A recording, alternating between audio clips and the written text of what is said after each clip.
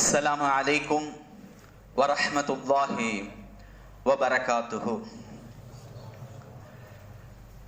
மஹ்ஷர் பெருவெளியில் விசாரணைகள் முடிந்ததற்கு பிறகு செயலேடுகள் தாக்கல் செய்யப்பட்ட உடனேயே அல்லாவை மறுத்தவர்கள், இஸ்லாம் அல்லாதவர்கள் அத்தனை பேர்களும் நரகத்திலே தூக்கி வீசி எரியப்பட்டு விடுவார்கள். யா லைத்தஹா கானத்தில் காலியா மா அக்னா அன்னி மாலியா ஹலக அன்னி சுல்தானியா ஹுதூஹு ஃபகுல்லு. யாருடைய இடது கரத்திலே செயலேடுகள் கொடுக்கப்பட்டதோ அவர்களை சொல்லப்படும் பிடியுங்கள். சும்மல் ஜஹீம சல்லூ, அவர்களை நரகத்திலே தூக்கி வீசுங்கள் என்பதாக. அதற்கு பிறகுண்டான நிகழ்வுகள் அத்தனையும் முஸ்லிம்கள் முனாஃபிக்குகளுக்கு மட்டுமே. இப்பொழுது அல்லாஹு தஆலா அத்துணை பேர்களையும் முஸ்லிம்களாக இருக்கக்கூடிய முனாஃபிக்குகளாக இருக்கக்கூடிய அத்துணை பேர்களையும் அல்லாஹு தஆலா ஒன்று சேர்ப்பான். ஒன்று சேர்த்து அனைவர்களுக்கு முன்னாலும் அல்லாஹு தஆலா காட்சி அளிப்பான். அப்படி காட்சி அளிக்கப்பட்ட உடனேயே முஸ்லிம்கள் அத்துணை பேர்களும் சஜிதாவிலே வீழ்ந்து விடுவார்கள். சிலருக்கு சஜிதாவிலே வீழ்வதற்குண்டான வாய்ப்புகள் இருக்காது. அவர்கள் நெடுமரமாய் அப்படியே நிற்பார்கள். யௌம யுக்ஷஃபு அன் சாகிம், அல்லாஹ்வுடைய கரண்டை கால் வெளிப்படுகின்ற அந்த நாளிலே, அதாவது அல்லாஹ் உதயமாகின்ற காட்சி அளிக்கின்ற அந்த நாளிலே, வயதுஅவுன இல சுஜூத், சஜிதாவின் பக்கம் அழைக்கப்படுவார்கள். ஃபலா யஸ்ததீஊன், அவர்களால் சஜிதா செய்ய முடியாது. நபி ஸல்லல்லாஹு அலைஹி வஸல்லம் அவர்கள் இந்த ஆயத்திற்கு மிக தெளிவான ஒரு வார்த்தையை கொண்டு விளக்கம் சொல்வார்கள். அவர்களுடைய முதுகுகள் பலகைகளாக மாறிவிடும். அவர்கள் சஜிதா செய்வதற்கு நினைத்தாலும் அவர்களால் சஜிதா செய்ய முடியாது.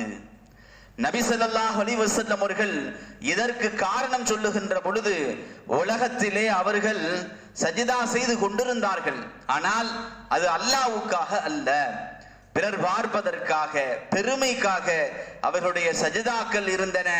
அதனால் இங்கு அல்லாஹ்விற்காக அவர்களால் சஜிதா செய்ய முடியவில்லை என்று நபிகளார் சொல்லுவார்கள். குர்ஆன் வகத் கானு யதுஊன இல சுஜூதி வஹும் சாலிமூன், அவர்கள் நல்ல நிலையிலே இருக்கின்ற பொழுது சஜிதாவிற்காக அழைக்கப்பட்டார்கள். ஆனால் அவர்கள் சஜிதாவிற்காக அழைக்கப்பட்டதற்கு பிறகும் கூட சஜிதாவிற்காக வரவில்லை. ஆம், உலகிலே யார் தொழுகைக்காக அழைக்கப்பட்டு தொழுகைக்காக வரவில்லையோ, சஜிதாவிற்காக வரவில்லையோ, சஜிதா செய்யவே இல்லையோ, மிக குறைவான சஜிதாக்கள் செய்திருக்கிறார்களோ, மிக குறைவான தொழுகைகள் தொழுதிருக்கிறார்களோ, அவர்கள் அன்றைய நாளிலே சஜிதாவிற்காக வீழ முடியாது. சஜிதாவிற்காக பூமியிலே தன்னுடைய நெற்றியை வைக்க முடியாது. அவர்களுடைய முதுகுகள் பலகைகளாக நின்றுவிடும். பிறகு அல்லாஹு தஆலா அனைவர்களையும் மீண்டும் எழுப்பியதற்கு பிறகு, சஜிதாவிலே இருந்து எழுந்திருக்க சொன்னதற்கு பிறகு, இப்பொழுது சொர்க்கத்தை நோக்கி செல்ல வேண்டும், அனைவர்களுக்கும் சொர்க்கத்தை நோக்கி செல்ல வேண்டும் என்பதுதான் எல்லாருடைய ஆசையும். ஆனால் சொர்க்கத்தை நோக்கி செல்ல வேண்டும் என்றால் நரகத்தை கடந்தாக வேண்டும். நரகத்தை கடந்தாக வேண்டும் என்றால் நரகத்தின் மீது இருக்கின்ற பாலத்தை கடந்தாக வேண்டும். வயம்மின்கும் இல்லா வாரிதுஹா, உங்களில் யாரும் அந்த இடத்திற்கு வராமல் இருக்கவே முடியாது. உலகிலே மனிதர்களாய் பிறந்துவிட்ட அத்துணை பேர்களும், அதிலும் குறிப்பாக முஸ்லிம்களாக இருக்கக்கூடிய அத்துணை பேர்களும் நிச்சயமாக அந்த பாலத்தை கடந்தே ஆக வேண்டும். கானலா ரப்பிக ஹத்மம் மக்லியா, உம்முடைய இரட்சகனின் மீது அதை அல்லாஹு தஆலா உறுதி செய்யப்பட்ட ஒன்றாக ஆக்கிவிட்டான். நிச்சயமாக சத்தியமாக அந்த பாலத்தை ஒவ்வொருவரும் கடந்தாக வேண்டும். கணேதற்குரியவர்களே, அந்த பாலத்தை பற்றி நபிகளார் சிராத் என்கின்ற வார்த்தையை பயன்படுத்துகிறார்கள். சிராத் என்றால் பாலம் என்பது பொருள். சிராத்துல் முஸ்தகீம் பாலம் என்று நாம் புழக்கத்திலே சொல்லிக் கொண்டிருக்கிறோமே, சிராத்துல் முஸ்தகீம் என்கின்ற பாலத்திற்கான பெயராக குர்ஆனிலும் ஹதீஸிலும் எங்குமே வரவில்லை என்பதை நினைவிலே கொள்ளுங்கள். இஹ்தினஸ் சிராத்தல் முஸ்தகீம் என்று சூரத்துல் ஃபாத்திஹாவிலே வரக்கூடிய அந்த வார்த்தை இருக்கிறது, யா அல்லாஹ் எங்களுக்கு நேரான வழியை காண்பிப்பாயாக என்கின்ற பொருள்படுகின்ற வார்த்தை அது. இந்த பாலத்திற்கு சிராத்துல் முஸ்தகீம் பாலம் என்று யார் பேர் வைத்தார்களோ தெரியவில்லை. காலங்காலமாக அப்படி சொல்லப்பட்டு கொண்டிருக்கிறது. ஆனால் அப்படி ஹதீஸிலோ குர்ஆனிலோ இல்லை என்பதை தெளிவாக விளங்கிக் கொள்ளுங்கள். அது ஒரு பாலம், அவ்வளவே. நபிகளார் அதை சிராத் என்று குறிப்பிடுவார்கள். நரகத்தின் மீது ஒரு பாலம் வைக்கப்படும், நபிகளார் சொல்லுவார்கள். நரகத்தின் மீது ஒரு பாலம் வைக்கப்படும். அது எவ்வளவு நீளம் இருக்கும்? அது அல்லாஹ் மட்டுமே அறிந்த ரகசியம். எவ்வளவு நீளமான பாலம்? அது அல்லாஹ் மட்டுமே அறிந்த ரகசியம். எவ்வளவு மெலிதான பாலம்? நபிகளார் சொல்லுவார்கள், வால் முனையளவு மெலிதானதாக இருக்கும். அந்த பாலம் எப்படி இருக்கும்? வடுக்கக்கூடியதாக இருக்கும். அந்த பாலத்திலே என்னவெல்லாம் இருக்கும்? முட்களும் இரும்பு கம்பிகளும் குத்தி கொண்டிருக்கும். இரும்பு கம்பிகள், முட்கள், இரும்பு வளையங்கள், இவைகளால் அந்த பாலம் சூழப்பட்டிருக்கும். ஆங்காங்கே இரும்பு கொக்கிகள் இருக்கும். இது அத்தனையும் நரகத்திற்கு மேலாக போடப்பட்டிருக்கிறது. கொஞ்சம் கற்பனை செய்து பாருங்கள். 2 பெரும் மலைகள், அந்த 2 மலைகளுக்கு இடையிலே மெலிதான ஒரு பாலம். அந்த பாலத்தினுடைய 2 ஓரங்களும் முட்களாலும் கம்பிகளாலும் நிறைந்திருக்கின்ற ஒரு பாலம். அவைகளை நாம் கடந்தாக வேண்டும்.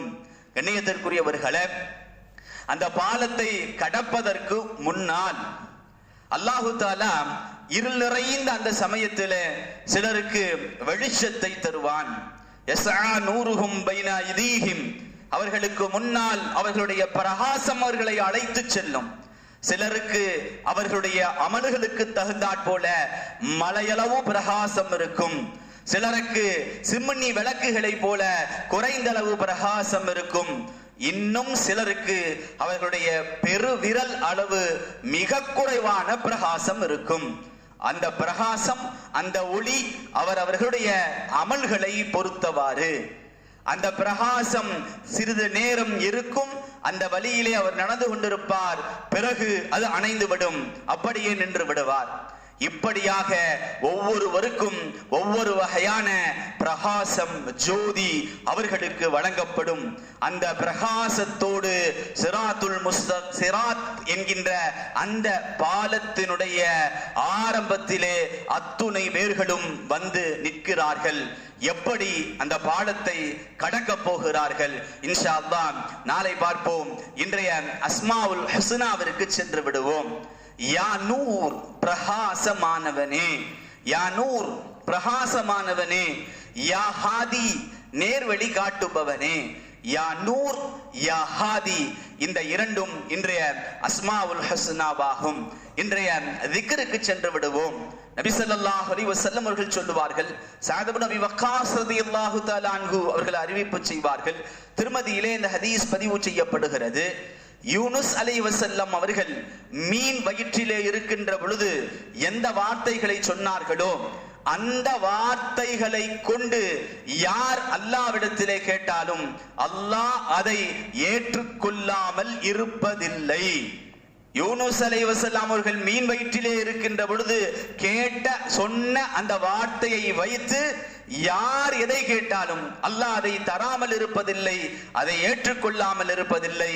அந்த வார்த்தை லா இலாஹ இல்லா அன்த சுப்ஹானக இன்னி குன்து மினத் தாலிமீன் என்கின்ற அந்த வார்த்தை தான். நாளை முழுவதும் சொல்லிக்கொண்டே இருங்கள். அல்லாஹ்விடத்திலே உங்களுடைய தேவைகளை கேட்டு பெற்றுக்கொண்டே இருங்கள். வாஹிர் தவான அனில் அல்ஹம்துலில்லாஹி ரப்பில் ஆலமீன்.